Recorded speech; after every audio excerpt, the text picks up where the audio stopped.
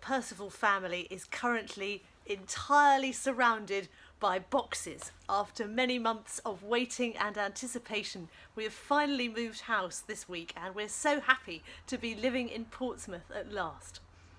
I can't say though that moving itself is something I enjoy. There's something very odd about having all the trappings of your daily life boxed and taped and labelled.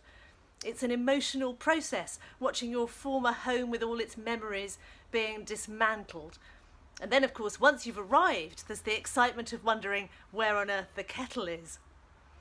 The scenes on the news of migrants on tiny boats at the mercy of the waves, and closer to home, the encounters we have with people who live on our streets, reinforce the fact that we're incredibly fortunate to be people with a roof over our heads. But from this privileged position, a moment of rootlessness and transition, a point when you can no longer take your surroundings for granted, is a stretching and challenging experience. In the book of Exodus, as God's people are on the move, God is encountered not under a roof, but in a tent, the tent of meeting, pitched over the Ark of the Covenant. This portable sanctuary is a place where God's presence is made known in the midst of his people, wherever they happen to be.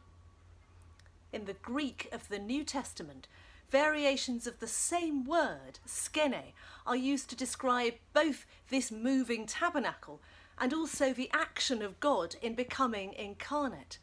The Word was made flesh, says St. John, and pitched his tent among us. We love our homes and our church buildings and the solidity of the familiar. But the paradox of which I've been reminded afresh this week is that it's the God who pitches his tent who shows us what real stability is.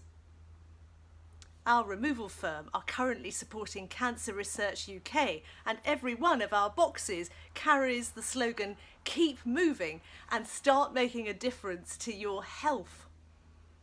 I pray that even on that day when the boxes have gone and we're all settled, I will be given the grace and the discipline to hold on to the feeling of these in-between times and keep on moving, secure in God's love.